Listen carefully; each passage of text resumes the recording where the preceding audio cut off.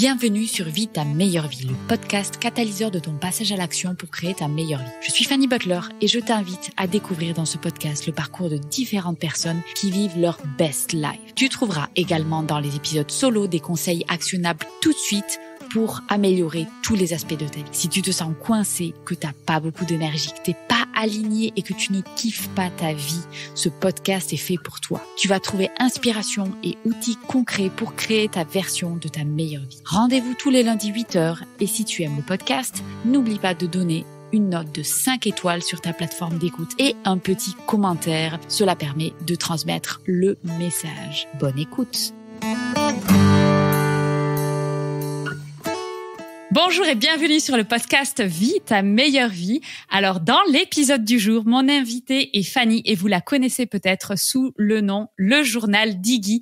Et oui, parce que Fanny est podcasteuse et entrepreneuse dans le monde du cheval. Et Fanny, quand elle parle de poney, moi j'ai envie de l'écouter. Alors bienvenue Fanny et merci de venir partager ton parcours sur le podcast. Merci Fanny.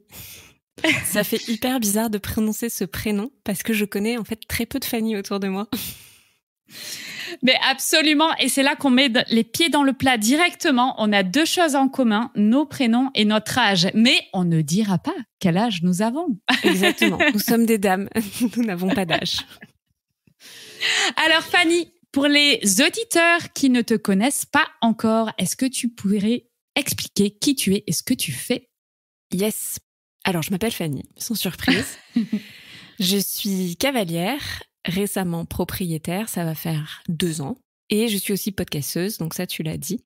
Voilà, ça c'est une petite intro très efficace.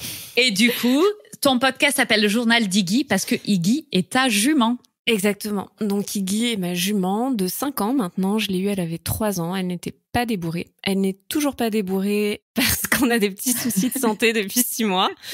Mais on était bien lancés pourtant. Mais je suis sûre que ça va s'arranger. Et puis, qu'est-ce que je peux raconter d'autre sur Iggy ?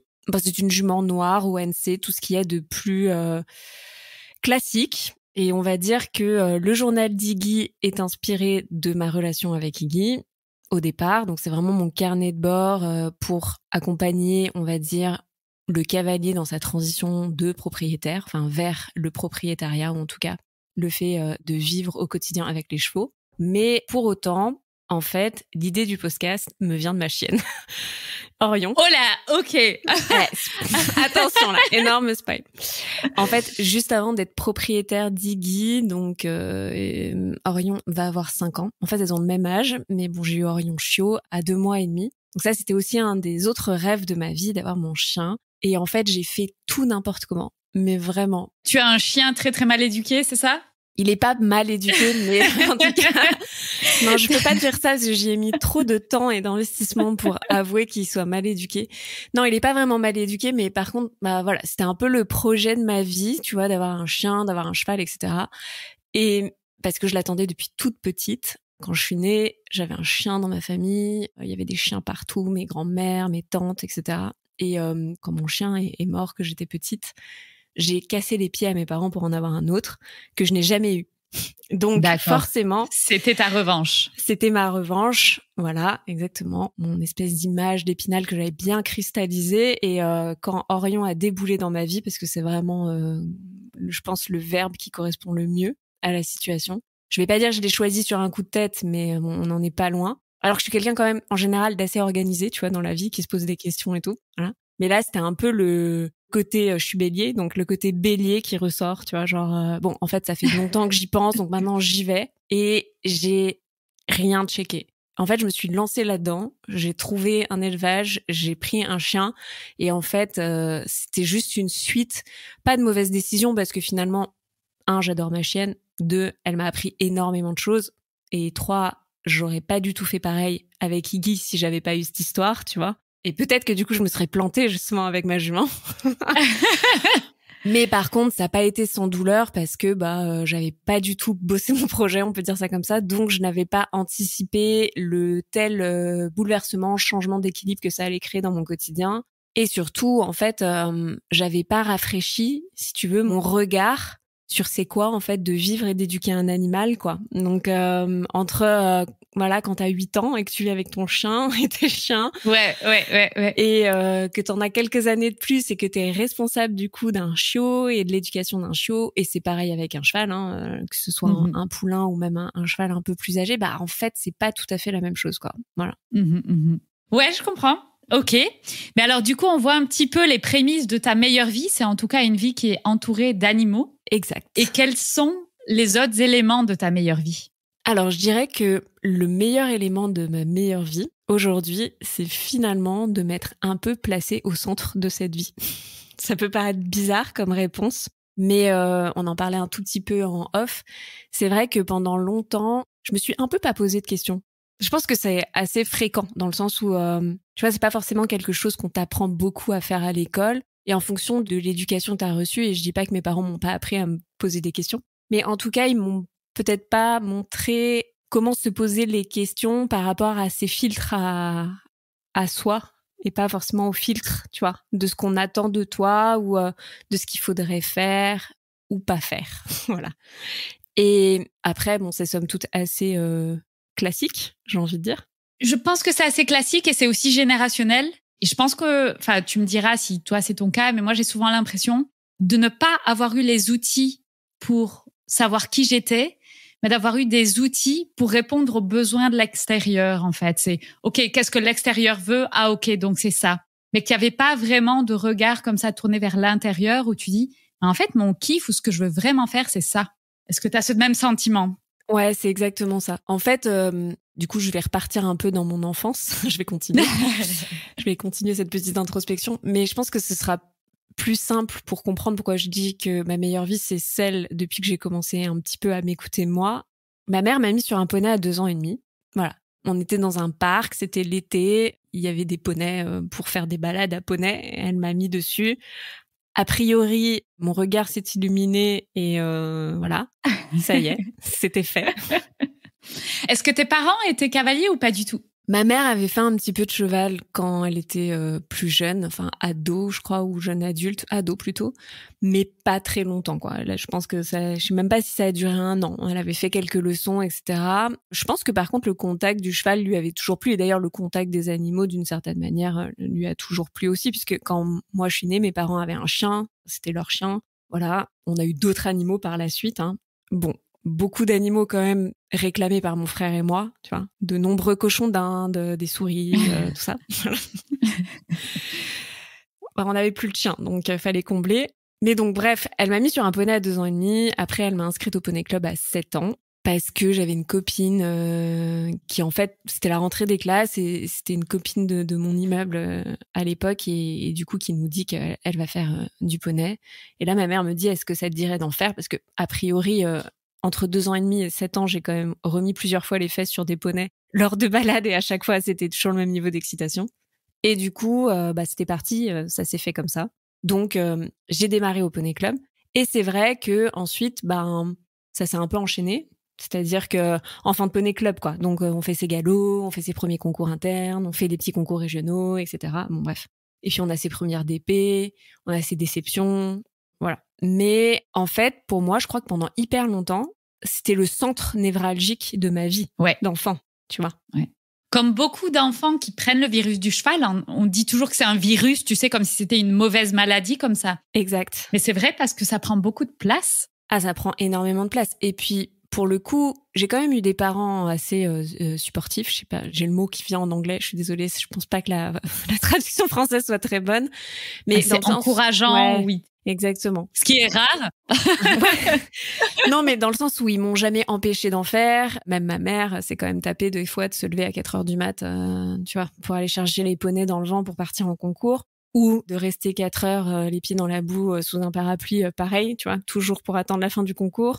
Donc, même si j'avais pas cette vie de cavalière qui a son propre poney avec des parents qui sont vraiment, on va dire, dans le sérail, hein, cette expression un peu horrible, mais voilà, qui représente très bien ce que ça veut dire. Ils ont quand même toujours été là et ils m'ont jamais empêché d'eux, voire plutôt encouragé. Dans la limite, je pense, de leur temps, de leur énergie disponible et de leurs moyens. Bon, c'est vrai que j'ai pas eu le poney tant demandé, par exemple. Ouais. Mais bon, je pense que pour moi, donc du coup, juste j'avais ce virus, comme tu dis, c'est assez juste. Et en fait, c'était juste tout mon monde. Donc finalement, pour moi, c'était une suite logique que le futur, c'était ça. Tu voulais en faire ton métier? Ouais, je pense qu'on peut dire que je voulais en faire mon métier, mais ça n'a pas été entendu. Première fois où, tu vois, justement, où le support s'arrête. Ouais, c'est pas un métier, tu vois. Ouais. C'est pas un métier. Si jamais t'as un accident, qu'est-ce qui va t'arriver? Tu vois, c'est quand même des métiers très durs. Faut travailler le week-end, etc., etc. Donc il y a déjà cette première forme de détachement qu'on nous met un petit peu. Et je pense que pour moi, ça a été un peu le début de ma déconnexion avec moi-même. Quand je dis ça, c'est pas négatif. Je suis pas rentrée en dépression pour autant, mais juste. Du coup, c'est arrivé un peu à l'âge du. Alors à l'époque, on avait la conseillère d'orientation. Je ne sais pas si ça existe toujours. Ah, on a toujours des bons épisodes avec le conseil d'orientation. Qu'est-ce qu'elle t'a dit, la conseillère? Bah, elle m'a dit ça, c'est pas un métier. Ah, c'est elle qui t'a dit ça. Ah oui. Ouais, c'est ouf. Non, parce que c'est un métier. Après, tes parents, ils ont pas tort. Non, mais c'est surtout, il y a plein de métiers autour de ça. Oui, tout à fait. Ouais. Je pense que la grosse frayeur de ma mère, c'était de se dire, ok, c'est super, c'est une passion, mais ça peut être dangereux. Et puis surtout, s'il y a pas de backup et qu'il t'arrive un accident, ben en fait, tout se joue un peu à ce moment-là. Donc ça, c'est sa peur, mais qu'elle m'a bien. Enfin, c'est sa peur, mais c'est pas faux non plus. Mais c'est pas faux non plus, tu vois. Mm-hmm. Et c'est vrai que du coup, il y a eu ce fameux rendez-vous avec la conseillère d'orientation où là, il y a eu le c'est pas un métier. En tout cas, moi, c'est ce que j'en ai retenu, tu vois. Parce que bon, parfois tes souvenirs d'enfant font le tri aussi entre ceux dont tu as envie de te souvenir, tu vois. C'est ce que tu as entendu. Mais en tout cas, c'est ce que moi j'ai entendu et surtout le fait que il n'y a pas eu du tout d'exploration autour de quels peuvent être tous les autres métiers que tu peux faire autour des animaux. Enfin, je veux dire, on m'a jamais parlé d'être vétérinaire, on ne m'a jamais parlé, enfin, tu vois, de tout. Oui, il n'y a pas un métier autour du cheval, c'est pas tes cavaliers ou rien. C'est pas tes moniteurs d'équitation ou rien, tu vois. Absolument. Ou tes jockeys ou rien, en fait. Tu peux être vétérinaire, tu peux être ostéopathe aujourd'hui. Aujourd'hui, je sais pas, il y a des nutritionnistes, il y a des celliers. Enfin, il y a tout un tas de métiers, en fait. Ça s'est hyper développé. Et du coup, en sortant de cette séance avec la conseillère d'orientation, tu te dis quoi? Ben, je crois que là, je me dis, je suis perdue. Je me souviens pas exactement ce que je me dis. C'est juste que dans mes souvenirs, là, tu vois, si je cherche, c'est ok, ça marque un peu le début, du coup, de, je sais pas, je dois avoir 14 ans, un truc dans le genre, peut-être 15. Et c'est, bon, bah, du coup, il va falloir trouver un truc intéressant. Il va falloir que je fasse des études. Et qu'est-ce que je fais, quoi? Et là, c'est un peu quand même déjà l'errance, tu vois.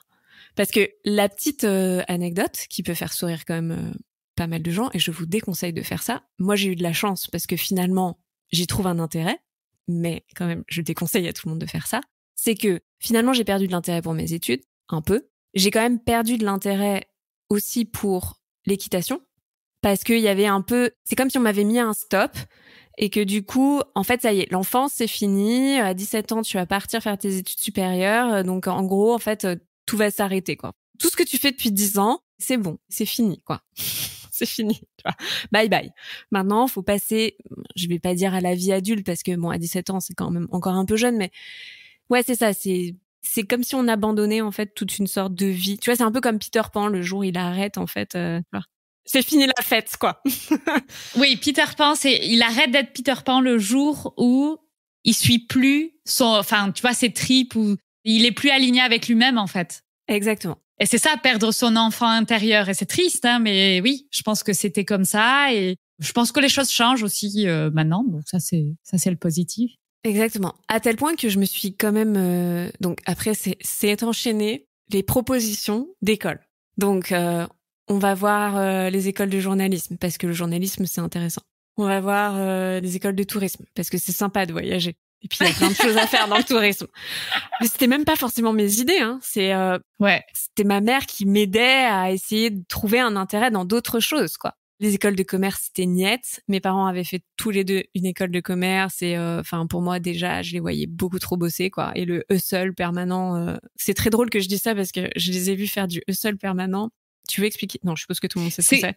Non, je veux bien que tu expliques. Ok. Bah, tu sais, c'est un peu la rat race, tu vois. C'est juste le fait de travailler plus dur pour avoir une carotte que t'as pas encore identifiée, en fait, un petit peu. Tu vois ce que je veux dire? Ouais.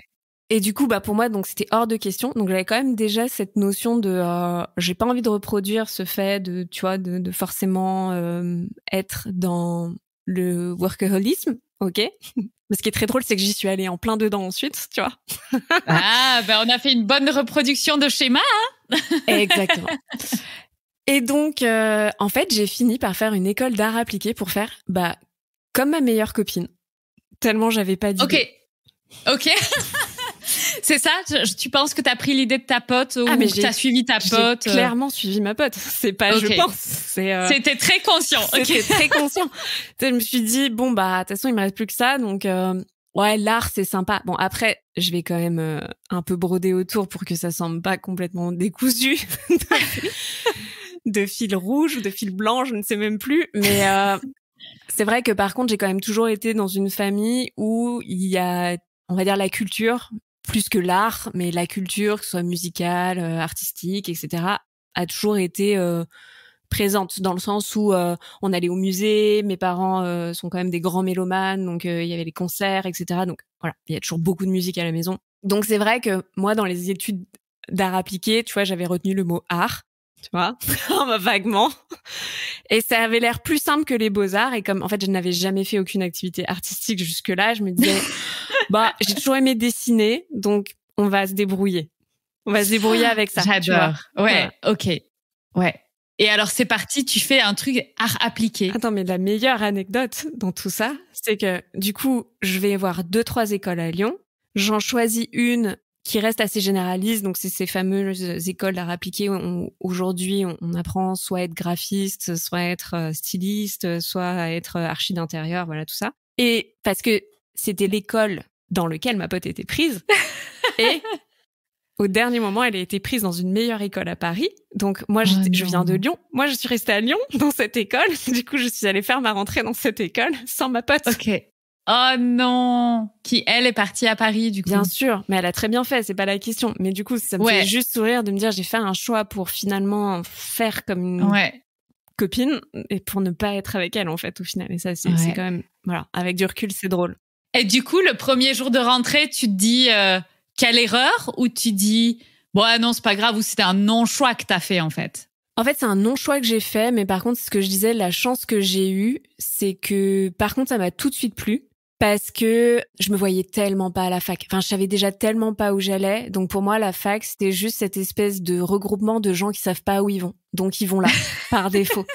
Genre, on va étudier une matière et on verra bien ce qu'on pourra en faire. Ce qui, dans le fond, aujourd'hui, avec mon regard qui a vachement plus évolué, en soi est plutôt pas mal, tu vois, je trouve. Parce que justement, ça te laisse le temps de te trouver et de te dire, il y a quelque chose qui m'intéresse, donc je vais creuser.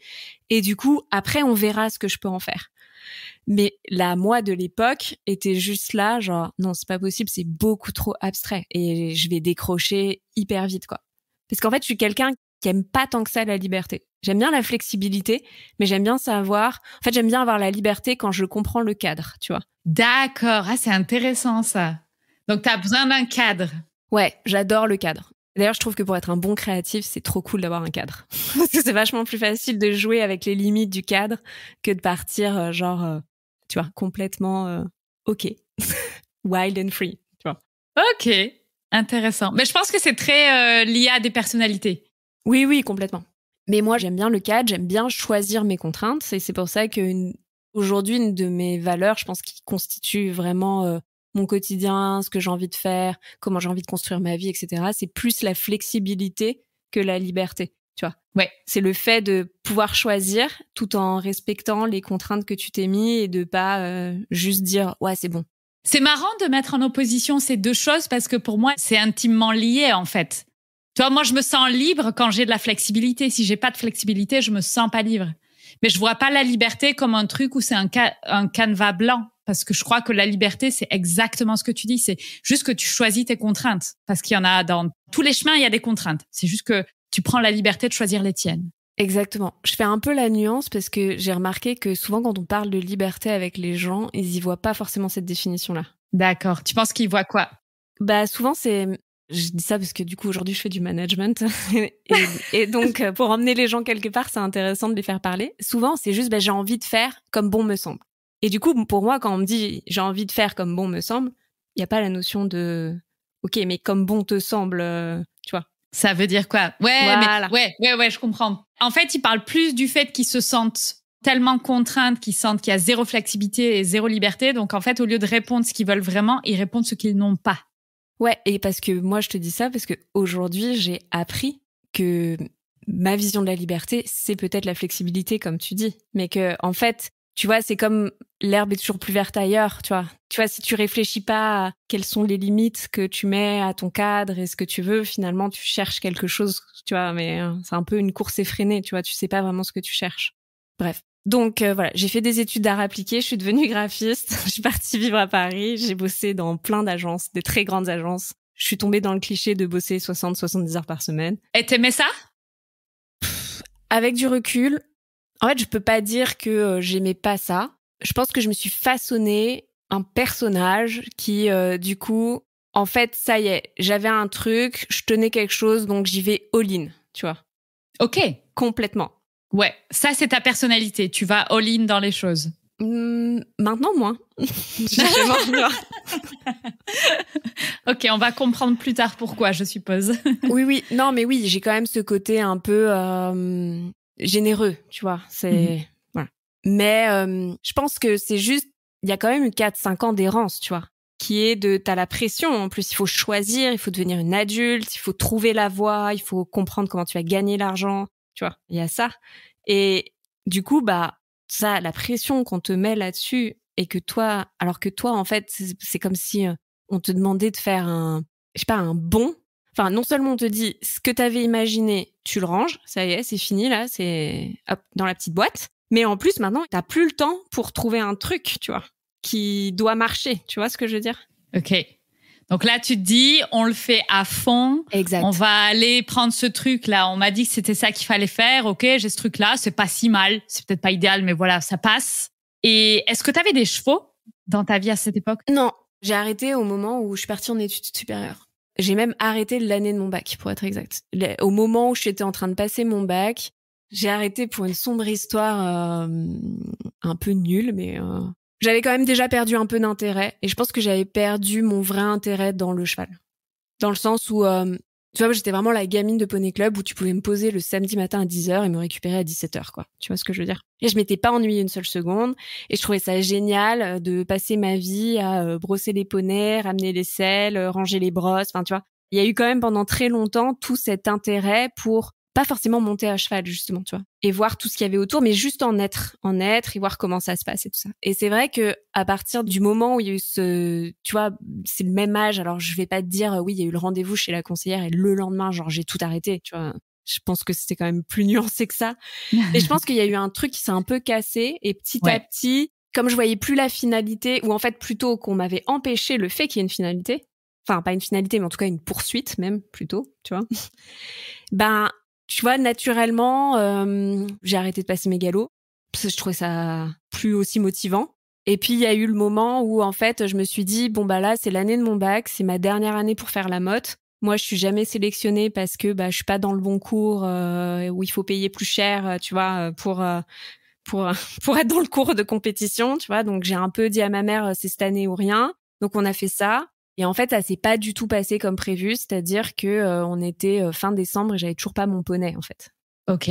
C'était des poneys qui t'étaient attribués par le club normalement, en fait, c'est ça? c'est ça. Comme il y avait tout un système aussi, tu sais, d'amener des papiers ONC sur certaines épreuves pour à l'époque les revaloriser. Souvent, on attribuait 2-3 poneys et puis en fait, t'avais un peu ton poney officiel. Et du coup, bah, en fait, mon ego au mois de décembre a dit stop quoi. Stop, j'arrête parce que en fait, pour moi, c'était un peu le dernier signal, je pense, de ouais, t'es pas faite pour ça.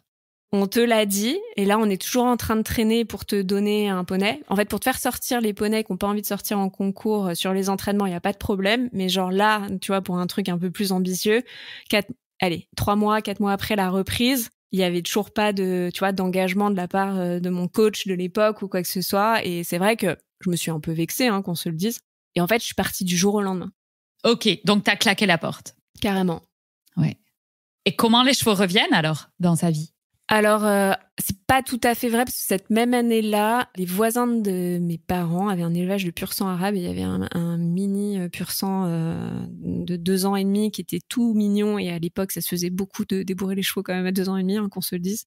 Et en fait, ce voisin rencontre ma mère lui dit « Ah, c'est vous qui avez les chevaux, mais ma fille, elle monte à cheval, patin couffin. » Bon, bref. Elle me le fait le rencontrer parce que moi, j'ai toujours eu ce profil, je fais 45 kilos, tout mouillé. Et du coup, il s'est dit super, j'ai trouvé quelqu'un pour mettre, voilà, pour mettre sur le cheval pour le débourrage. Donc, j'ai eu ça encore pendant 1 mois ou 2. Tu sais que je rebondis là-dessus, mais c'est vrai qu'à l'époque, tu sais, enfin, c'est marrant. C'est genre, tu prends les gosses ou les jeunes parce qu'ils sont un peu légers comme ça et boum, tu vas les mettre sur les chevaux qui sont très jeunes aussi, pas débourrés, juste pour les habituer. Tu sais, tu fais office de sac à patates, quoi. Bah, c'est ça. Moi, j'ai fait sac à patates sur ce jeune pur sang. Et après, j'ai fait un peu plus que le sac à patates parce que, en fait, l'ambition de ce mec, c'était un petit éleveur, comme il en existe encore plein aujourd'hui, qui fait ça par passion. C'est pas du tout le métier, il vit pas de ça. Et du coup, il débourre un peu leurs chevaux. Ceux qu'ils ont gardés et qui va rester jusqu'à 3 ans, du coup, ils se débrouillent pour les débourrer un peu eux-mêmes, ils leur mettent un peu d'expérience. Donc finalement, tu fais plus que sac à patates parce qu'il faut que tu quand même, tu vois, que tu mettes un peu des bases. Donc, j'ai des souvenirs très flous de ça parce que honnêtement, ça s'est très mal terminé. Et c'est plus cette histoire-là, je pense, qui a fini de m'achever pendant un certain temps, tu vois, avec les chevaux, que vraiment... Enfin, je pense que c'est l'accumulation, tu vois, c'est le côté trigger, quoi, tu vois, genre trop. Mais en fait, ça s'est mal terminé parce que donc lui, il faisait plutôt du pur sang arabe pour de l'endurance. Ouais. Donc il y avait une notion d'extérieur, etc. Donc ça encore, ça s'était bien passé, la première balade qu'on avait fait et tout. Et un jour, il vient me voir, il me dit, écoute, c'est super, il y a une occasion en or, il y a machin truc. Alors franchement, je me souviendrai plus du nom, qui donne un stage western à Pau-Lyonnais à l'époque. À Pau-Lyonnais, j'ai inscrit, donc il s'appelait Darmag. J'ai inscrit Darmag, j'aimerais que tu y ailles parce que ça va finir son éducation, machin, etc. Et moi, je dis oui, mais en fait, à l'époque, j'avais jamais monté western de ma vie. Enfin, c'est curieux comme raisonnement. Non, mais c'est complètement absurde. Comme approche, parce que allez, finissons en western, sachant qu'on veut faire de l'endurance et que toi, t'étais pas du tout cavalière de western. Non, mais tu vas voir l'absurde de la situation jusqu'au bout. En fait, donc, on va à Pau-Lyonnais. Donc, je me retrouve sur une selle western, cavalière de classique, sur un cheval de 2 ans et demi, à peine 3 ans, qui n'a jamais quitté son élevage familial. Donc, il n'a jamais vu d'autres chevaux que sa mère et 2 autres chevaux. Et là, il se retrouve dans un centre équestre avec une quinzaine de chevaux. Il avait été castré, je pense, honnêtement, 2 mois avant. Donc, il avait encore, tu vois, ce côté un peu entier. Oh là là. Donc, en fait, déjà, on est arrivé. Il était en PLS. Ok. Mais littéralement? Ouais, littéralement en PLS. C'est-à-dire que je n'avais aucun contrôle du cheval. Ok. Tu vois? Ouais. Après, il a jamais cherché à me mettre par terre. Parce qu'on avait quand même un lien, je pense. Tu vois, ça n'a pas duré longtemps, mais moi, ce cheval, je l'adorais, tu vois. Et je pense que c'est aussi pour ça que cette histoire s'est mal terminée. C'est que, d'une certaine manière, je me suis dit, ok, bah, là, je suis en train de faire un truc que j'ai jamais fait.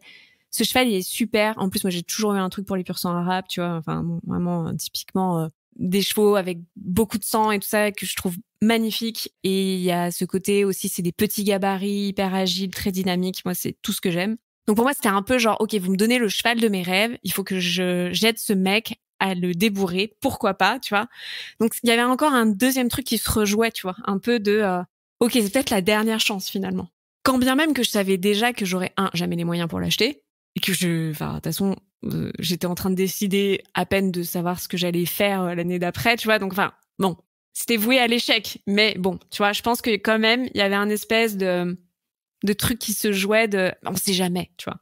Ouais. Je vois ce que tu veux dire. Et donc, on arrive là-bas et forcément, ce cheval se retrouve dans un club qu'il connaît pas, environnement qu'il connaît pas. Ça brasse, il y a du monde, ça parle fort.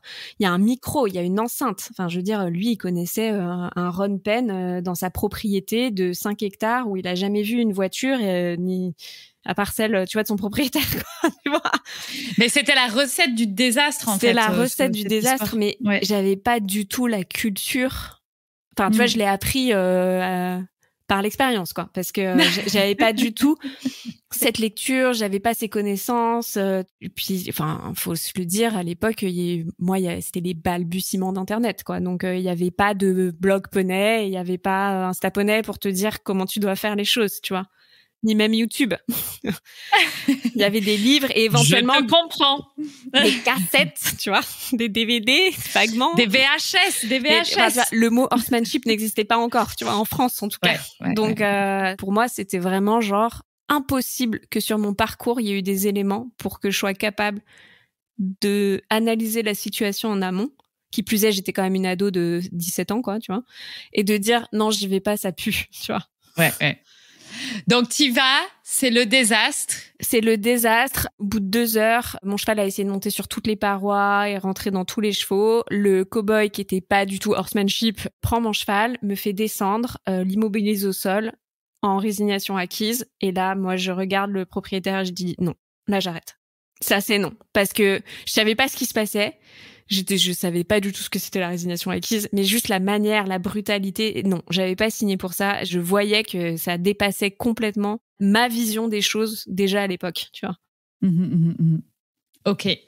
Donc ça a été la cerise sur le gâteau qui a fait que, voilà, t'as laissé tomber pendant un petit temps. Donc ensuite, si on rejoint ton parcours, tu es à Paris, tu fais du graphisme. Et comment tu retournes aux chevaux ou comment se passe ta vie? Parce que tu disais, tu bossais beaucoup. Donc, qu'est-ce qui se passe pour toi à cette époque-là?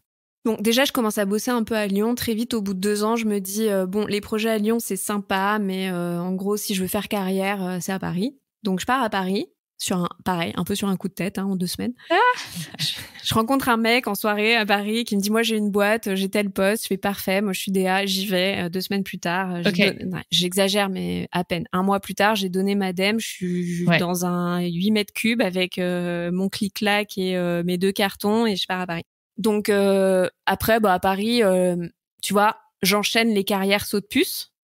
Ouais. Donc, tous les 2 ans, 18 mois, je change d'agence, j'augmente mon salaire, forcément au passage, mais tu vois, il y a quand même tu fais la carrière, quoi. Je fais la carrière, mais surtout en mode accéléré, quoi. Genre, en 8 ans, je passe de je suis graphiste à je suis directrice, tu vois, j'ai un début d'équipe à gérer, j'ai des gros comptes qui génèrent, tu vois, plusieurs centaines de milliers d'euros à l'année pour l'agence. Et surtout, moi, à chaque fois, voilà, j'ai fait le saut, quoi. Mais ça va pas du tout. Alors, qu'est-ce qui va pas pour toi à ce moment-là? Déjà, je bosse beaucoup trop. Je fais rien d'autre à côté. Je n'ai jamais réussi à remettre de poney dans ma vie. Je me suis autorisée à y revenir l'été. Donc, en fait, je découvre la randonnée. La vraie. Tu vois. Parce que, finalement, pas le temps l'année de faire quoi que ce soit. Pas le temps et pas vraiment les moyens non plus. Parce qu'en fait, je bosse bien. Mais tu vois, tout est cher à Paris. Donc, en fait, tu génères quand même pas beaucoup d'argent pour te payer mieux que quelques cours à l'UCPA de temps en temps. Et j'ai rien contre l'UCPA, c'est pas du tout, tu vois, négatif quand je dis ça. Mais du coup, c'était quand même, pour moi, c'était du coup très loin de là où j'habitais. Enfin, c'était pas une routine, tu vois, facile, quoi. Et c'était pas vraiment ma vision des chevaux non plus. Dans le sens où, pour moi, je sais pas, j'avais imaginé une vie éventuellement aux côtés des chevaux qu'on m'avait enlevés. Pas une vie de tu galères 70 heures par semaine pour aller passer 2 heures faire du cheval. Ouais. Tu vois, pas vraiment le même pas ratio. Très cool, ouais. Moins sexy. Tout de suite, ça fait moins rêver. Ouais, ça fait moins rêver. Donc du coup, je me dis je vais faire des vacances où je vais monter. Et du coup, je pars en randonnée itinérante 1 fois par an par divers organismes. Donc j'ai fait les Alpes, j'ai fait l'Auvergne, enfin voilà. Déjà, il m'a fallu du temps, tout le temps de mes études supérieures, je monte plus à cheval. Voire d'ailleurs, j'en approche plus. Puis petit à petit, ça revient et il a bien fallu attendre, tu vois, 5-6 ans après l'épisode avec Darmag pour que je remette mes fesses sur un cheval. Par contre, j'adore la randonnée. C'est-à-dire que là, je découvre des gens qui, en fait, ont la vie que peut-être que moi, j'aurais aimé avoir. C'est-à-dire, ils vivent avec leurs chevaux. C'est pas juste des cavaliers de club. J'allais te demander, qu'est-ce que tu vois qui te fait envie ou tu te dis c'est ça, en fait, que je voulais? Le côté tu vis avec eux. Parce qu'en fait, on va en reparler juste après, mais donc tu vois, je vois ça. En fait, ils vivent avec leurs chevaux, ils sont dans des grands espaces, Et moi, si tu veux, j'étouffe.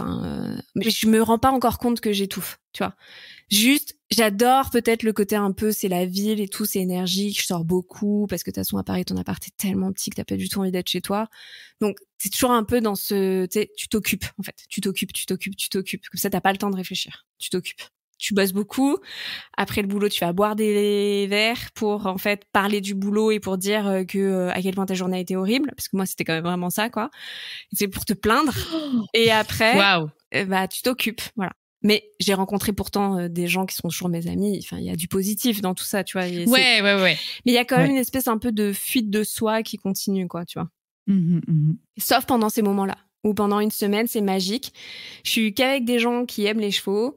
Beaucoup vivent avec des chevaux, mais juste, ils voyagent pas forcément avec eux. Donc, tu vois, ils sont là pendant la rando. Puis, il y a ce côté... c'est itinérant et donc t'es quand même pendant une semaine tout seul sur un cheval. Et tu vois, tu te parles pas forcément les uns les autres. Parce que tu vois, il y a beaucoup d'endroits, t'es à la queue leu, tout ça. Donc, c'est pas... Donc en fait, c'est le début des phases un peu introspectives où, tu vois, tu te laisses porter par le flot de tes pas, ça monte, ça descend, tu vois. Et tu regardes autour de toi et tu vois, c'est un peu ces moments de... enfin de reconnexion. Ouais. Et qu'est-ce que ça vient chercher chez toi et qu'est-ce que tu te dis après ces moments-là? Pour moi, il y a le côté au départ, ma retraite, c'est ça, quoi. Je vais galérer pendant 40 ans, puis après, quand ce sera la retraite, je vais profiter. Exact. Ok. Ce qui est le modèle logique. T'es toujours dans cette histoire de je fais ma carrière à Paris, machin, je reste là, et puis après, je profite après. Ok. Et quand est-ce que ça va casser? Ça casse avec un premier... C'est pas un vrai burn-out dans le sens où je suis pas restée, tu vois, complètement alitée ou dans l'incapacité d'ouvrir mon ordinateur, tu vois, pendant des semaines et des mois. Mais il y a un moment donné où en fait, je sens que je perds pied au bureau, ça n'a plus de sens. Ce que je fais n'a plus de sens. Je suis lessivée, tu vois. Je suis censée être créative, j'ai plus de créativité. J'ai plus rien. J'ai trop de réunions, j'ai trop de clients différents, j'ai trop de projets, j'ai trop de trucs à gérer. Enfin, charge mentale puissance 3 milliards. On me parle de rentabilité toute la journée. Je ne comprends rien de ce qu'on me dit. Moi, je suis une créative. La rentabilité, en fait, ça me passe au-dessus de la tête, quoi. Et là, je me dis, putain, j'ai 30 ans, quoi. Go, change. Ok, donc là, tu sens que tu es au bord du burn-out ou en tout cas de l'épuisement, que t'en peux plus, ça a plus de sens. Et comment tu changes alors? Comment tu changes et est-ce que tu avais peur de quelque chose qui t'empêchait de changer? Oui et non. Là va rentrer mon joker dans l'histoire, qui est la personne avec qui je vis et que j'ai rencontrée quand j'étais à Paris. Donc on s'est rencontrés une première fois, après on a été un peu distants et en fait un petit peu avant que je dise stop, on se retrouve et on se remet ensemble. Et en fait cette personne est très très différente de moi dans le sens où c'est quelqu'un qui lui a complètement poursuit toujours tous ses rêves en disant fuck off à tout le monde. Waouh, ok, ouf. Et du coup, le fait de, je pense simplement, tu vois, à un moment donné, vivre à côté de gens comme ça qui sont tellement drivés, enfin tellement alignés, puis drivés, à un moment donné, ça résonne, tu vois. Et tu dis, je sais pas encore où je vais, mais j'y vais. J'ai pas besoin de savoir. Ouais, ça c'était la petite connerie quand même. Mais... Ok, mais alors vas-y, continue. Non, mais le premier truc, c'est genre juste, je dis, ok, j'arrête tout. Donc, je fais une première reconversion et en fleuristerie. Waouh, ok, d'accord. Donc, rien à voir. Rien à voir. Mais non, mais les chevaux, c'est pas un métier. Mais oui, les fleurs, ça l'est, évidemment. Bien sûr, c'est un métier pragmatique, créatif, proche de la nature quand même, tu vois. Donc, j'y vais, quoi. J'aime bien. Ok, quand t'es à Paris, pour se rapprocher de la nature, tu vas couper des fleurs ou faire des bouquets de fleurs séchées. Oui, effectivement, je vois le truc. Mais moi qui suis une campagnarde, je t'avoue, oui, c'est quand même loin de la nature. Mais soit, aucun jugement. Non, parce que en fait, c'était un peu le truc. Putain, mais je vais avoir honte de l'avouer, mais j'ai encore refait comme une de mes copines, en fait. Non, allez. Donc non, mais au moins il y a le côté, tu sais quoi, j'arrête, ça c'est plus pour moi. La carrière, machin, bazar, ok, j'arrête. J'attends pas d'être à la retraite. Donc ça c'est bon, ça tu dis ok, je vais faire quelque chose que j'aime. Et là tu suis une pote qui voulait être fleuriste. Ouais. Ok. Et je le fais. Ok. Je le fais, je passe mon CAP. Ok, excellent. Je bosse là-dedans, je monte ma boîte. Ok. Avec ta pote? Non, parce qu'elle est à Bruxelles et moi, je suis à Paris. On quitte Paris, on s'installe à Lyon à ce moment-là. Et là, commence la deuxième rat race. Celle de je suis entrepreneuse, je sais pas où je vais, mais j'y vais, tu vois. Donc la Golden Race. Exactement. Ouais. Tu sais que j'ai fait un podcast Je l'ai écouté, qui s'appelle de la rat race à la Golden Race. Ok, cool. Pas cool. Non, pas cool parce que si, voilà, parce que forcément c'est l'expérience Fanny. Exactement, c'est l'expérience, c'est le chemin qui mène à, tu vois. Ouais.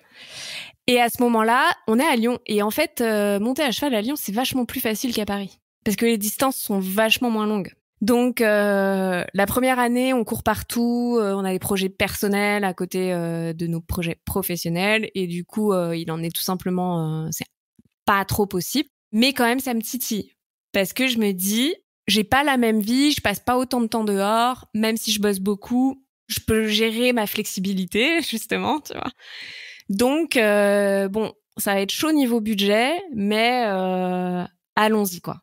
Et du coup, je me dis, je m'y mets. Et donc, la première année, je m'y mets, retour au cheval, donc avec toutes les craintes de pas être à la hauteur, de plus savoir faire, de, tu vois, d'avoir perdu le truc qui était, parce que, tu sais, c'est un peu, quand t'as mis très tôt sur un poney, même si t'es pas une très bonne cavalière, il y a quand même toujours ce truc de ça semble hyper naturel. Tu vois ce que je veux dire?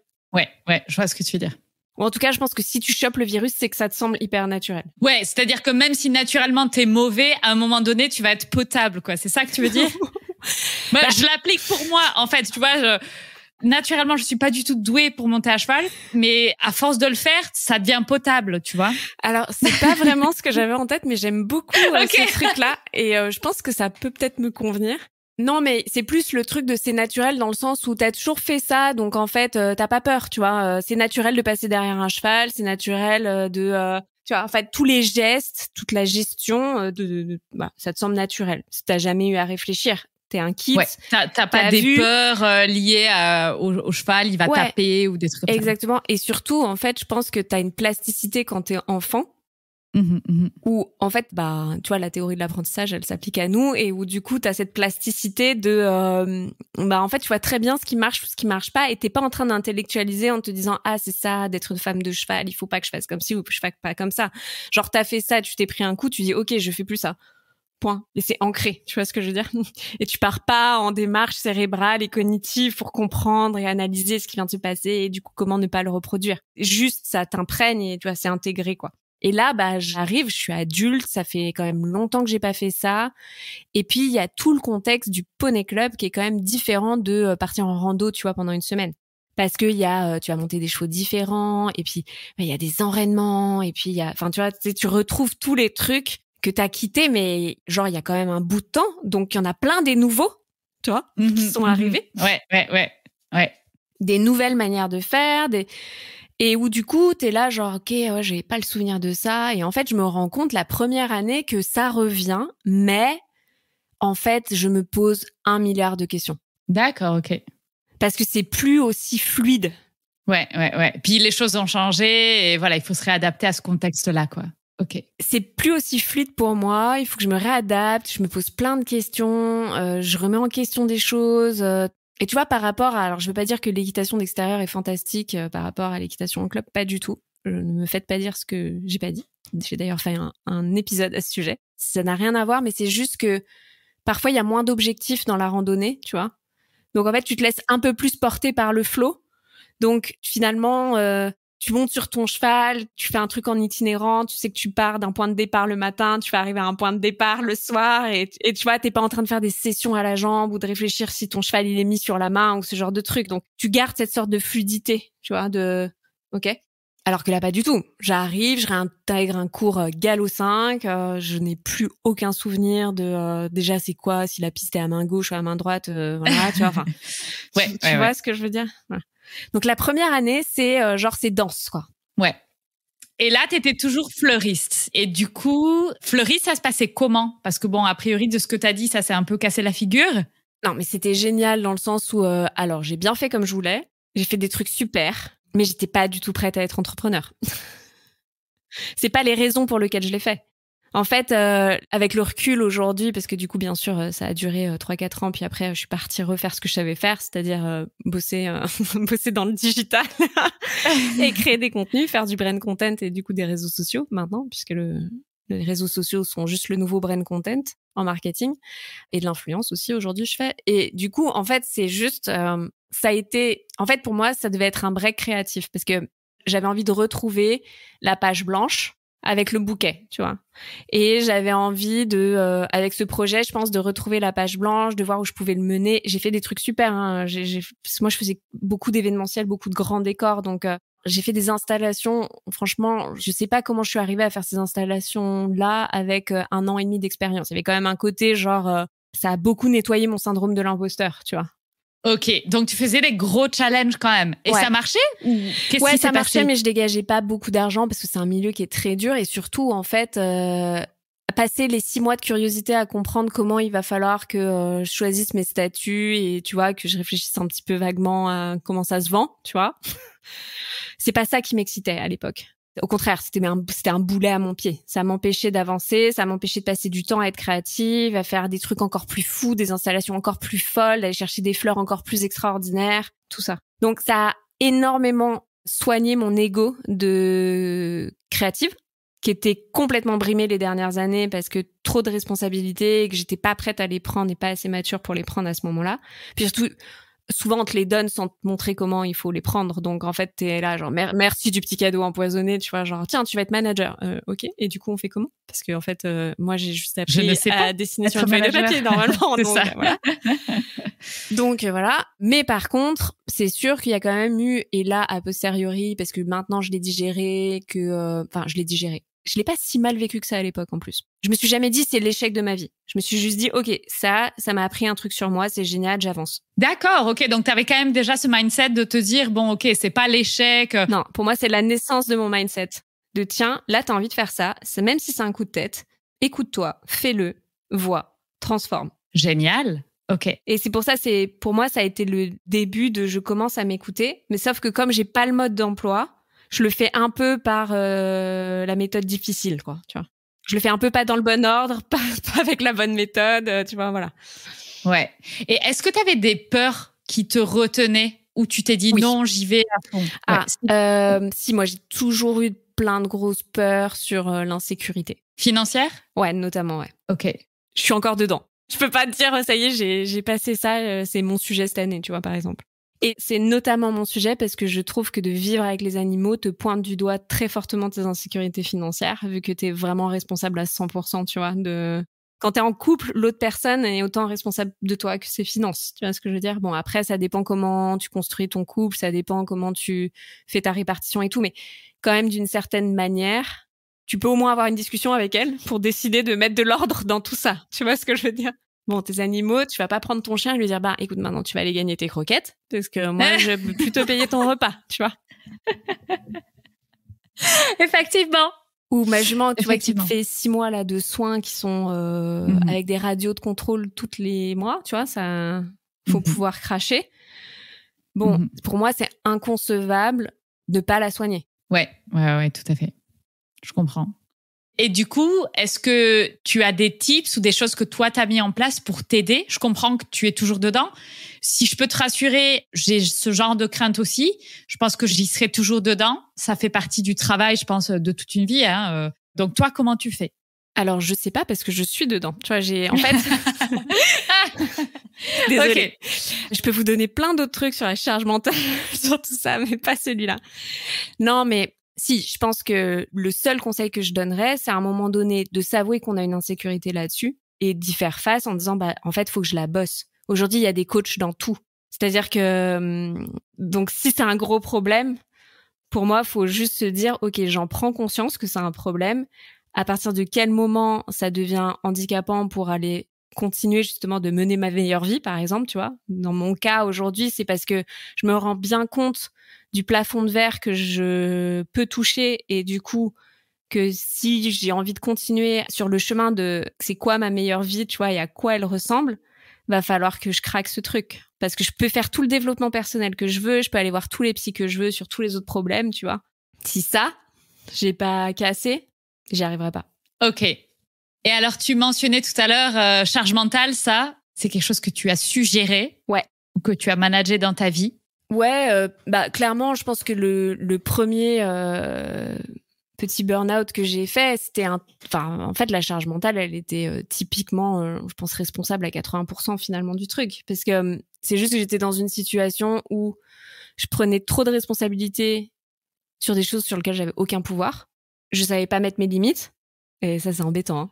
Affirmation de soi. Ouais, je savais pas mettre mes limites. Mettre des limites, ouais. J'avais pas réfléchi sur ce qui était important pour moi non plus. Donc en fait, tu sais, il y a le côté un peu please people, quoi. Je suis une jeune fille bien éduquée, j'ai compris que pour réussir dans la vie, il fallait aussi savoir, tu vois, en fait, faire plaisir. J'ai une question vraiment, c'est un truc qui m'interpelle énormément parce que moi j'ai été éduquée, et je pense que c'est aussi une question générationnelle, mais à être des people pleasers. Est-ce que tu vois une différence avec ton frère, par exemple? Je me demande toujours, est-ce qu'il n'y a pas un gros biais de genre que les petites filles, on leur a dit, vous devez être des gentilles petites filles? Mais moi, on me l'a pas vraiment dit, en fait. Ok. Tu vois, pas comme ça. Mais par contre, on m'a beaucoup dit, dans la vie, on fait comme on peut, pas toujours comme on veut. Et je pense que c'est plutôt le comme on peut. Et des fois, le comme on peut, c'est de se dire, là, en fait, il faut que je fasse comme ça pour arriver à ça. Mais finalement, ça déporte le problème parce que c'est juste en fait, c'est ce qu'on est en train de se dire. La charge mentale, si j'ai dit, c'est parce que j'ai pas posé mes limites. Je pense que c'est le problème principal que moi j'ai eu. Et tu vois, on parlait de ma conseillère d'orientation, je lui ai pas posé de limites. Ce qui se comprend quand on est jeune, que voilà, on prend forcément les choses de l'extérieur, et puis après l'affirmation de soi, ça reste un truc qu'il faut construire tout le temps. Mais je pense que c'est quelque chose sur lequel, en tout cas, moi dans mon histoire et ce que je vois autour de moi, c'est que c'est pas du tout travaillé. Je pense que les choses changent aujourd'hui, mais il faut à un moment donné dire, c'est ma responsabilité à moi de dire oui ou non. Et c'est ok de dire non en fait. Ça veut pas dire qu'on va pas être aimé, ça veut pas dire qu'on va être rejeté, ça veut pas dire... Non, en fait, c'est juste non. C'est te respecter toi si tu dis non. Mais tu vois, là où c'est le plus vicieux, je sais pas si c'est le bon mot, mais je suis très tatillonne sur le choix des mots, mais c'est un peu ça. C'est que je pense qu'il y a beaucoup de gens que j'ai rencontrés toutes ces dernières années, notamment dans ma carrière, tu vois, enfin la carrière dont je te parle, je pense pas qu'ils avaient l'image de moi, de quelqu'un qui était pas sûr d'elle et qui savait pas faire des choix. Donc, il y a ce côté, en fait, très ambivalent de... Je mets une bonne dose de carapace sur, tu vois, j'avance. Mais par contre, j'ai pas réglé le fond d'un problème qui est, est-ce que j'avance vraiment avec les bons filtres ou avec les bonnes lunettes?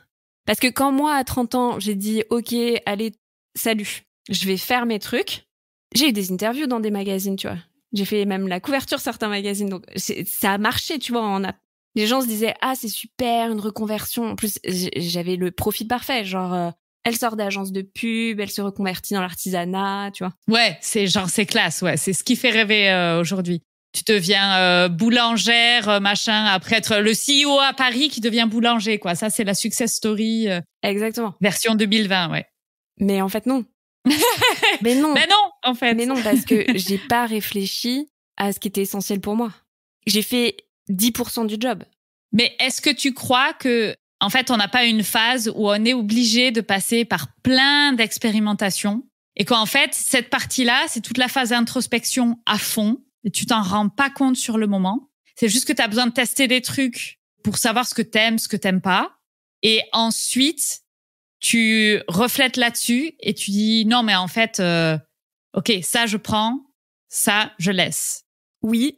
Et je pense que c'est une question de culture, c'est-à-dire que tu veux savoir quand est-ce que tout a changé. J'ai pas une date, je peux pas dire il y a eu tel événement qui a fait que, tu vois, même l'espèce de demi-burnout que j'ai fait, c'est un non-événement en soi, ça m'a donné le courage de commencer à me dire ça je veux plus, ok. Mais tu vois, justement, ça a pas entraîné une quête à l'époque de sens qui a fait que, je sais pas, j'ai passé des mois à lire plein de bouquins de développement personnel ou quoi que ce soit, pas du tout.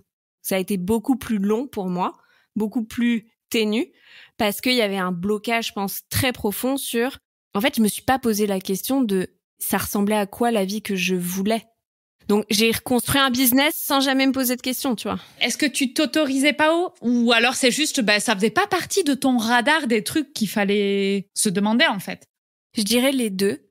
Les deux parce que j'avais pas forcément de gens autour de moi qui se posaient ce genre de questions. Donc, tu sais, des fois, quand même, quand t'as ta copine machin qui, elle, tu vois, a fait ça et a lu ça, tu vois, ça t'aide. Donc, ça, j'avais pas. Donc, c'était très difficile. En fait, je pense qu'il y avait deux choses difficiles. Ça, j'avais pas, et j'arrivais quand même dans une zone d'âge où les gens construisent. Ok, c'est-à-dire construisent quoi? En général, 20-30 ans, tu t'engranges. Et puis, j'ai l'impression que t'engranges tout. T'engranges de l'expérience, t'engranges des questions. Tu fais tes études déjà, donc c'est long. Et honnêtement, j'arrive pas à savoir si les études, c'est vraiment de la construction. Parce que dans mon cas, tu vois, ça m'a appris des choses, ok. Ou en tout cas, ça m'a permis de faire des choses. Est-ce que ça m'a construit? Non, j'ai pas appris pendant mes études à réfléchir sur moi ou ce qui était important pour moi. J'ai pas appris pendant mes études à construire une carrière. J'ai pas appris tout ça, tu vois. J'ai appris à être graphiste, point. Et à poser des questions. Parce que pour être un bon graphiste, il faut savoir bien poser les questions. Et c'est fou parce que j'ai pas appris à me les poser à moi, par contre. Ça, je comprends. Et du coup, après, tu fais tes premiers jobs et je trouve que souvent quand tu démarres junior dans une entreprise, t'es pas au poste où tu te poses des questions non plus. Parce qu'en fait, il y a une telle différence entre ce qu'on attend de toi à l'école et ce qu'on attend de toi dans le travail, ce qui est quand même pas du tout le même mindset en général, ni la même, justement, responsabilité ou quoi que ce soit, que t'es encore dans le fait d'être en apprentissage, tu vois. Mais d'ailleurs, on n'en sort jamais, mais je trouve que si t'as pas eu les bons profs, la bonne expérience, en fait, j'allais dire Internet, et en même temps, aujourd'hui, je travaille avec des gens plus jeunes que moi et moi, j'essaye de leur dire, mais réfléchissez sur ce qui est important pour vous aujourd'hui. Et je sais que ça paraît complètement genre étrange ce que je vous dis dans le cadre de mon management, mais c'est une réalité. Mmh. Et comment c'est reçu ça en général? Je dirais pas si mal que ça. Je pense que les choses changent. Je pense que les choses changent forcément avec l'accès à l'information et compagnie. Je pense que ce que tu as vécu, c'est à peu près ce que 99% des gens y vivent, en fait. Moi, c'était pareil, tu vois. Juste ce côté, en fait, tu sais absolument pas quitter. Et voilà, va falloir passer des années à essayer de comprendre ça, plus ou moins douloureusement. Et voilà. Mais bon, c'est pas grave. C'est pas un problème en soi. C'est long, mais c'est pas grave. Non, c'est pas grave. Enfin, dans mon cas, c'est pas grave parce que ça se finit bien. Non, mais tu vois ce que je veux dire. C'est-à-dire que effectivement, j'ai fait des choix qui sont un peu longs, qui m'ont beaucoup détourné de mon objectif, mais j'ai quand même appris à chaque fois parce que j'ai ce côté méga optimiste que, tu vois, en fait, de chaque situation, ça a juste permis très lentement, parce que je suis une personne très lente, à, tu vois, donner la petite clé pour passer à l'étape d'après. Voilà. Ok. Et alors là, justement, l'étape d'après, c'est quoi pour toi? Puisque là, on t'a laissé, après les fleurs, tu es retourné sur du graphisme, tu as recommencé un petit peu le cheval. Oui, j'ai recommencé le cheval. Donc, première année, cette interview est très décousue. Je sais pas si ça va être facile à écouter, mais bon, bref. Du coup, première année, je réapprends, tu vois.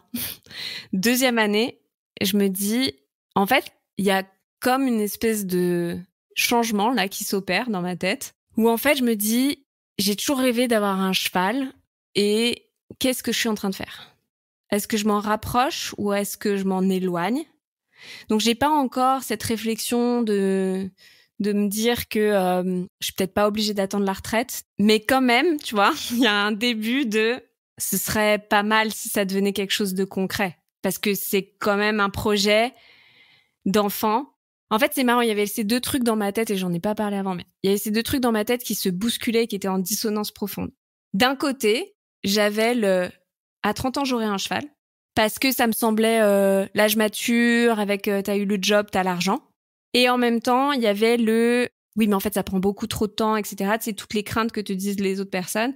Donc, raisonnablement, en vrai, c'est quand j'aurai pris ma retraite. Tu vois ce que je veux dire?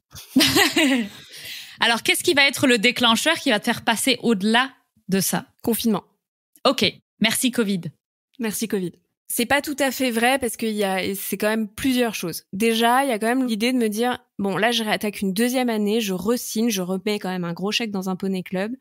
Il faut que ça me serve à avancer vers cet objectif, d'être propriétaire. Bon, spoiler, je suis pas sûre que ce soit vraiment la meilleure démarche, mais j'y crois. Ça avait du sens à ce moment-là, Ça avait du sens à ce moment-là, donc je me remets à passer mes galops. Ok. Le truc super utile quand tu deviens propriétaire, n'est-ce pas? Ça, on le sait souvent mais qu'après. Ça avait du sens. Ok. Mais souvent, on le sait qu'après, tu vois. Donc, je me remets à passer mes galops, mais surtout, je commence à ouvrir toute ma vision sur tout ce qui se passe en dehors du centre équestre, mais qui participe au monde du cheval.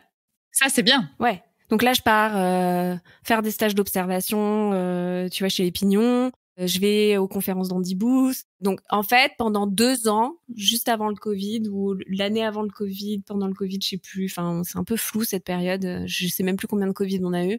En gros, je suis en mode, pour une fois, je ne prends pas que la voie classique. Je m'autorise à me poser des questions et à me dire qu'on peut faire différemment aussi. Ok. C'était confortable pour toi ou c'est un truc qui t'a demandé de l'effort de te dire je vais faire ça? Non, parce que c'est mon sujet qui m'intéresse. Eh ouais. Ok, tu te sens beaucoup plus aligné en fait. Ouais. Et alors, comment tu arrives à passer le cap à un moment donné à te dire je deviens propriétaire et ensuite j'ai l'idée de se faire ce podcast?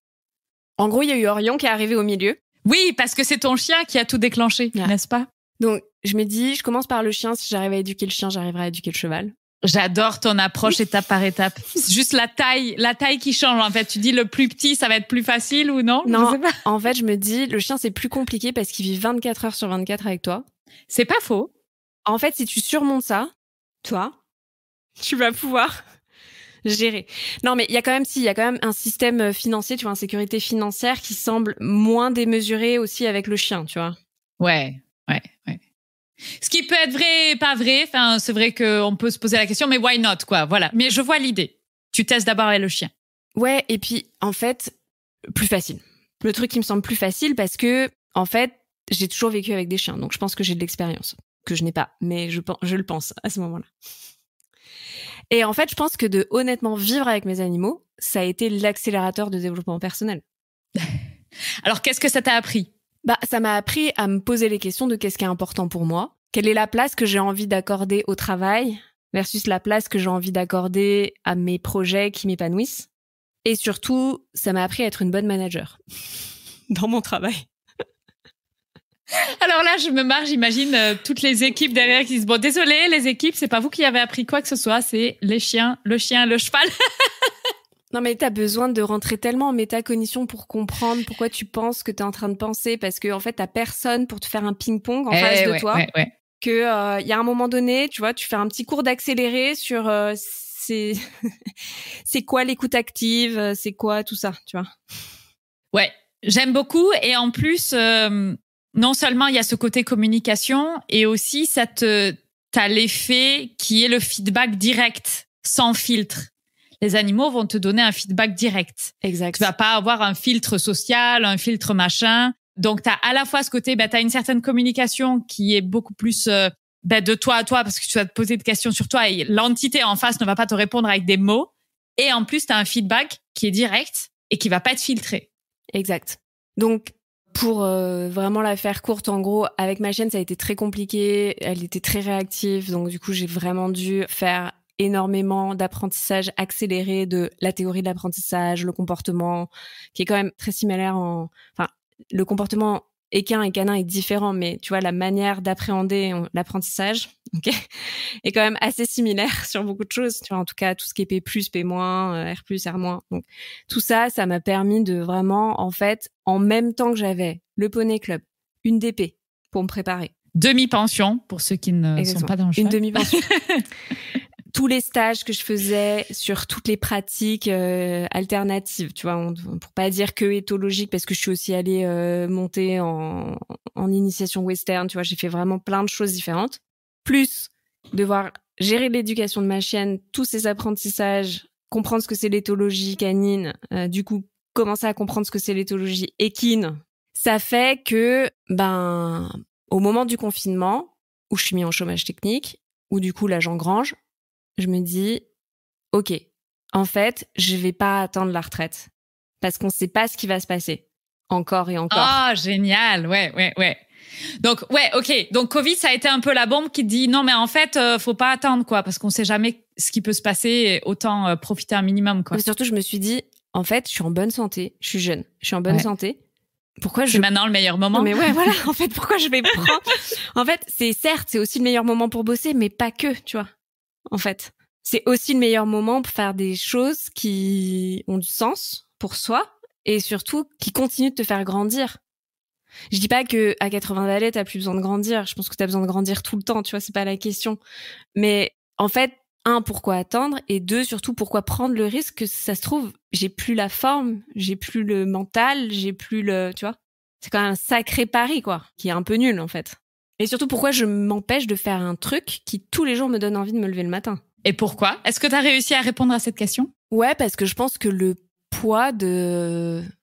J'ai un peu le syndrome de la bonne élève, c'est-à-dire que c'est vrai que si quelqu'un s'est posé les questions avant moi et qu'il arrive avec un avis très affirmatif sur les choses, des fois, j'ai un peu le côté de « Ok, lui, il sait ». Et je pense que c'est exactement ce qui s'est passé avec cette conseillère d'orientation à 14 ans. Ouais. Et que, tu vois, c'est un peu comme un trauma où du coup, tu vois, tu t'autorises plus à penser à ça. Ça ramène de nous des choses qui sont négatives, quoi. Ouais, je comprends. Ok. Et alors, tu vas passer le cap quand avec Iggy? Bah, juste après le confinement, je commence à chercher. Et là, comme je m'étais bien foirée avec ma chienne, je me dis, là, j'y vais, genre, je me prépare, quoi. Pas de coup de tête. Pas de coup de tête. Qu'est-ce que j'ai envie de faire? À quoi je veux que mon équitation, elle ressemble? Par quoi je commence? Où est-ce que je cherche de l'aide? Comment je cherche? Faut que je fasse plusieurs essais, surtout pas aller, tu vois, genre, au premier en me disant, ça y est, c'est bon. Je me mets des garde-fous partout, mais surtout, je me mets un peu un plan d'action, tu vois. Parce qu'en fait, je commence à lire des blogs, tout ça et tout, et je me dis, t'es quand même super tout seul. Parce que moi, mon projet, même si j'étais encore en club, si tu veux, c'était pas de prendre un cheval pour sortir en amateur ou quoi que ce soit. J'ai envie de faire gaffe dans la manière dont je le dis parce que c'est pas du tout jugeant et j'ai rien contre le sport, mais j'avais dépassé tout ça dans le sens où je pense que l'expérience de l'éducation, de l'apprentissage avec ma chienne, c'est quelque chose qui était dur, mais c'est quelque chose qui m'a nourri. Et en fait, j'avais quand même plus envie de continuer à avoir un projet sur de l'équitation qui me permet de découvrir de nouvelles choses. Donc de sortir du club, de sortir de la compète, d'aller faire de l'équitation d'extérieur, d'aller découvrir des disciplines que je connaissais pas, de continuer ce truc de j'engrange. Je m'en fous d'être excellente quelque part. J'ai envie de découvrir et d'apprendre parce que au final, tout ça, ça va donner une meilleure version de la Fanny femme de cheval, qui est juste au démarrage, tout petit démarrage du projet. La Fanny femme de cheval, quoi. Et qu'est-ce que tu dirais que Iggy, si c'est la leçon qu'elle t'a appris, ça serait quoi? Ah, attends, laisse-moi 5 minutes pour réfléchir.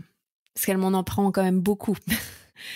Celle qui est la plus importante, c'est souvent la première qui te vient à l'esprit. Ouais, mais en fait, on vit un moment tellement difficile en ce moment que, tu vois, ça change aussi un peu la donne.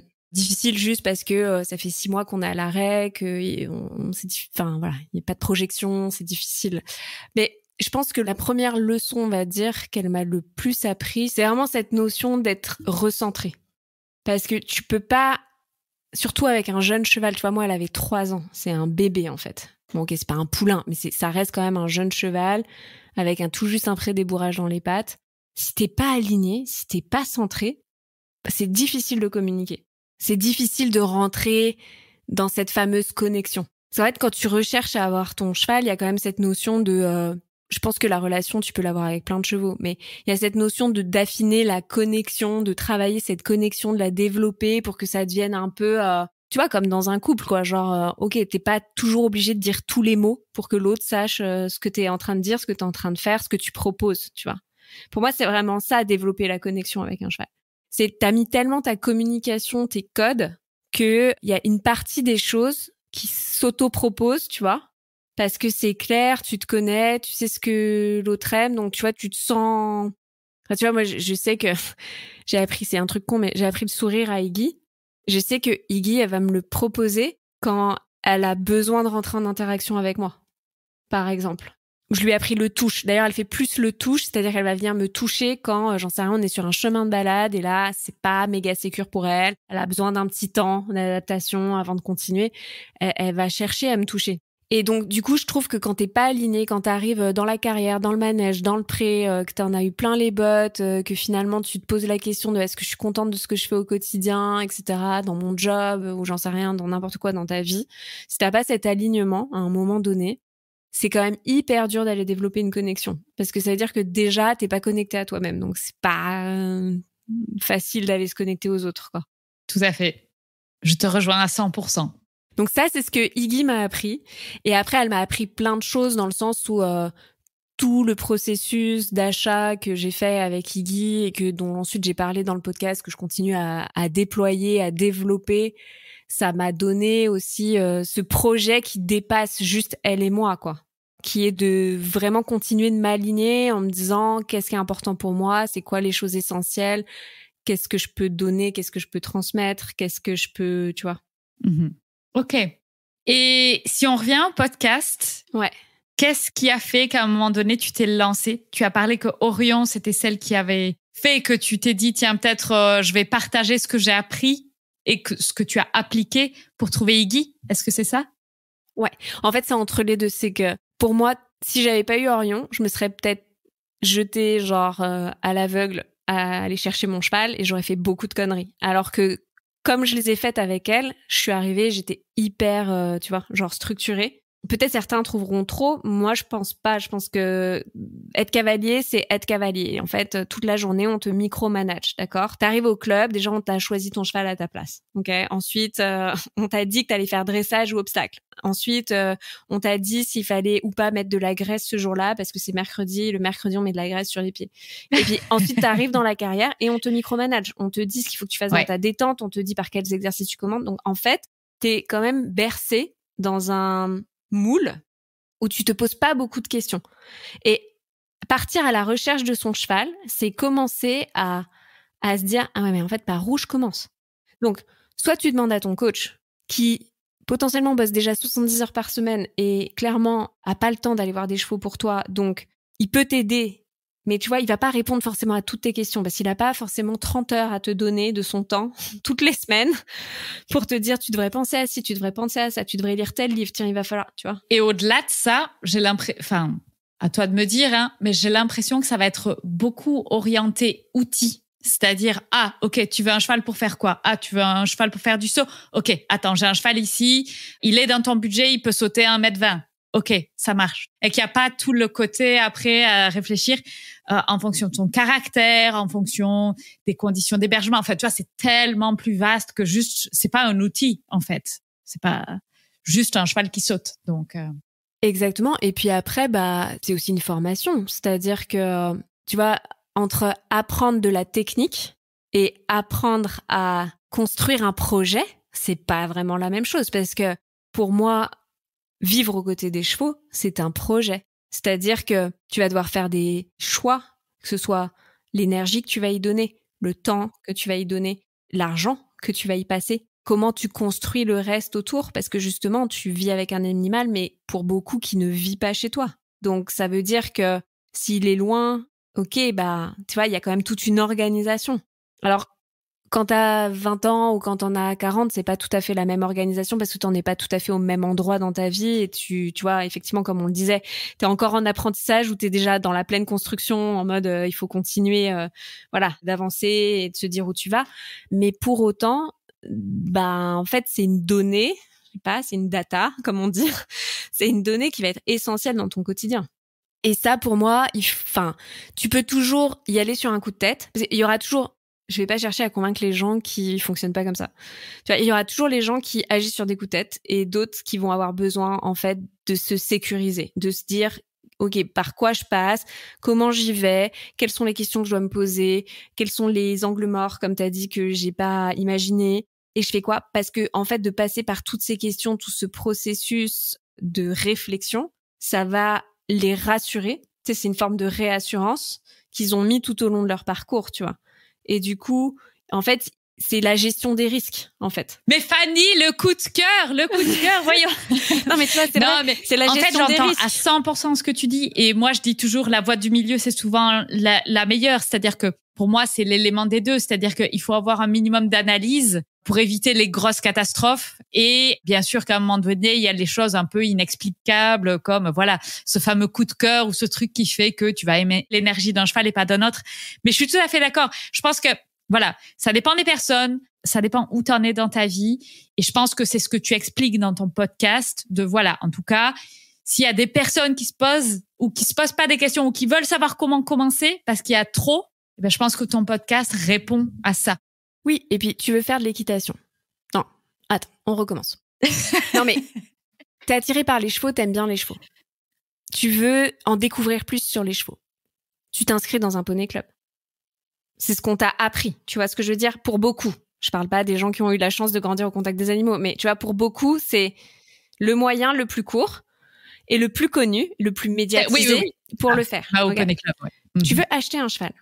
Honnêtement, il y a quand même beaucoup de gens qui savent pas par où commencer. Je vais voir qui. Est-ce que je vais demander à un centre équestre, justement?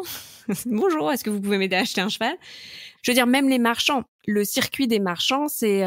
déjà, il faut un certain budget pour que ça soit intéressant. Ensuite, t'as ceux qui sont très spécialisés. Donc, tu vois, et c'est pas si simple que ça. Et puis, c'est pareil, comment tu choisis ton éleveur? C'est quoi les critères? Est-ce qu'il faut que tu choisisses vraiment à côté de chez toi? Est-ce que c'est la meilleure des idées? Ou est-ce que faut pas que tu fasses quand même un tour un peu plus large de la France pour aller choisir une personne dont la manière de faire correspond un petit peu plus à tes attentes et aux services qu'ils peuvent te proposer une fois que le poulain est né? Et d'ailleurs, est-ce que tu veux vraiment un poulain ou pas? Et ça, en fait, pour moi, c'est plus le programme qui arrive. Le podcast pose ces questions.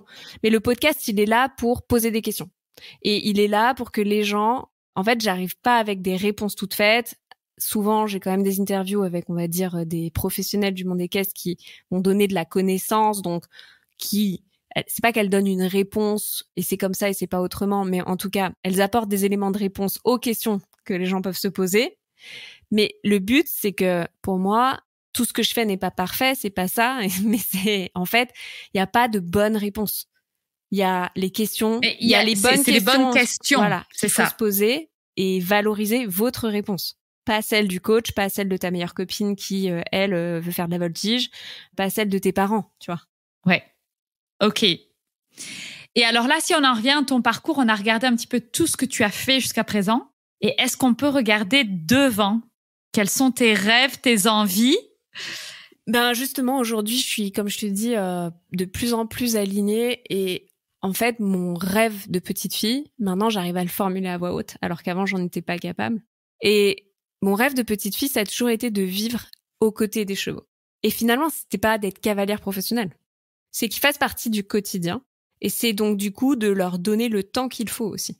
Donc demain, le futur, c'est pour moi mon monde idéal. Je sais pas à combien de temps, tu vois, mais c'est je bosse 25 heures par semaine, je bosse le matin et l'après-midi, je suis dispo en fait pour mes chevaux. Je suis dispo pour les chevaux, pour continuer de m'améliorer dans la pratique parce que le podcast, c'est super, hein, tu vois. J'adore ce projet, j'adore transmettre les connaissances, j'adore aider les gens à réfléchir aux questions. Donc, on va en reparler, mais il y a un programme qui arrive en novembre et du coup, dont le lancement est normalement, je pense, au moment où tu vas diffuser ce podcast. Absolument. Est-ce que tu veux en parler un petit peu plus de ton programme? Oui, bah en fait, en un mot, c'est un peu ce qu'on se dit. C'est il y a beaucoup de gens qui ont envie, mais savent pas par où commencer. Et en fait, moi, ce que je propose, c'est un peu la méthode. J'aime pas dire méthode parce que c'est pas un truc hyper rigide, tu vois. Mais c'est plus le cheminement avec les différentes étapes d'un plan d'action que tu peux faire à ta sauce et que tu peux moduler à ta sauce, mais qui t'amène à réfléchir de, ok, c'est quoi mon projet? Comment je détermine mon projet? Qu'est-ce que je mets derrière? Quelles sont les questions que je me pose? Qu'est-ce qui est important pour moi? Ah, du coup, une fois que j'ai identifié ça, c'est quoi le cheval plus ou moins idéal pour moi? Donc, c'est-à-dire en termes de personnalité, d'âge, de race aussi, potentiellement, de papier. Tu vois, si tu veux sortir en amateur, c'est pas la peine de prendre un ONC, quoi. Tu vois, enfin, il y a un moment donné, si tu vas aller à la mode Beuvron. Donc, en fait, c'est toutes ces petites choses-là jusqu'à du concret, quoi. Ok, en fait, ça coûte quoi? Comment je fais un budget? Comment je fais un prévisionnel? Comment je suis sûre que je peux non seulement acheter mon cheval, mais je peux gérer la première année? Comment je débunk les annonces? C'est quoi les red flags? Comment je prépare mes essais? Qu'est-ce que je dois regarder? Comment j'analyse l'état corporel du cheval, etc. Jusqu'à la visite vétérinaire, jusqu'aux nouvelles dispositions légales aujourd'hui pour acheter concrètement le cheval, quoi. Ok, super. Et donc ça, tu vas pouvoir former ou en tout cas aider, pas former. Tu vas pouvoir aider et accompagner les gens dans leur démarche de questionnement et d'avoir un plan d'action pour éviter, en fait, diminuer le risque d'avoir une catastrophe. Ouais, c'est ça. C'est tout simplement ça. En fait, parce que j'ai fait une version bêta, donc j'ai eu 5 cavalières qui ont fait tout le programme avec moi une première fois. Ouais. Donc il y en a 3 qui ont acheté leurs chevaux depuis. En fait, souvent la question, tu vois, dans les interviews de démarrage, c'était oui, en fait, j'ai peur de me tromper. Et pour moi, c'est réduire le risque de se tromper. Tout sera peut-être pas 100% comme vous l'avez imaginé au départ, mais c'est enlever la pression qui empêche de se poser les questions pour éviter de se tromper, tu vois. Et après, le programme en tant que tel, c'est un programme en autonomie qui va être en vidéo. Donc, chaque semaine, il y a un nouveau module. C'est sur 6 semaines. Chaque semaine, on reçoit dans sa boîte mail un nouveau module qui permet de faire avancer les choses. Et voilà, donc c'est en autonomie, en indépendance, parce que chacun son rythme. C'est pas des coachings de groupe, etc., etc. Ok, écoute, super projet. Et du coup, je vais te poser la dernière question qui est signature du podcast. Qu'est-ce que tu conseilles aux auditeurs qui écoutent ce podcast pour qu'ils vivent à leur tour leur version de leur meilleure vie? S'il y avait une chose que tu peux conseiller. Commencer par se poser la question de qu'est-ce qui est important pour moi dans ma vie, dans mon quotidien. En gros, c'est quoi les valeurs avec lesquelles j'ai envie d'avancer? En fait, pour moi, c'est pas juste une question de job, de hobby, pas de hobby, mais c'est vraiment juste... en fait, ça ressemble à quoi ma journée idéale, ma semaine idéale, et, comment j'ai envie de la composer. C'est quoi les mots-clés, tu vois, les filtres, les fameuses lunettes. Et c'est une fois que t'as fait ça, c'est vachement plus facile de faire des choix au quotidien, dans ton travail, dans comment t'aménages ta vie, de... Est-ce que tu vis à la ville, à la campagne, tu vois? Combien d'heures tu veux bosser, si tu veux bosser pour toi, si tu veux bosser pour les autres, etc., etc. Donc ça, c'est pour la mission de la meilleure vie et surtout de pas laisser quelqu'un voler votre rêve sans vous être battu justement pour déterminer c'est quoi précisément ce rêve et voir si c'est vraiment possible ou pas. Ok. Merci Fanny. De rien. Où est-ce qu'on peut te retrouver sur Internet? Alors, très facilement, donc sur Instagram et TikTok, c'est @iggy, donc IGGY.journal. Et donc, du coup, sur toutes les plateformes d'écoute, le journal d'Iggy. Voilà. Le site internet sera lejournaldiggy.com, tout simplement. Mais au moins, c'est clair. Hein, le journal d'Iggy, vous tapez ça sur Google, vous l'aurez forcément. Exactement. Il y en a qu'une. Eh ben, écoute, merci beaucoup, Fanny. Merci à toi. Attendez, ne partez pas. Avant que vous éteigniez votre téléphone et que vous retourniez à vos occupations, s'il vous plaît, est-ce que vous pouvez mettre une note de 5 étoiles sur votre plateforme d'écoute? Et si vous avez un iPhone et que vous êtes sur Apple Podcast, est-ce que vous pouvez me laisser un petit commentaire? J'adore lire vos commentaires et en plus, ça donne une grande visibilité au podcast, ce qui est indispensable pour assurer la pérennité de ce podcast. Et je vous en serai éternellement reconnaissante. Vous pouvez m'envoyer un petit message perso après, vous savez, je les lis et je vous réponds toujours. Merci à vous. Je sais que vous êtes des gros badass et que vous comprenez.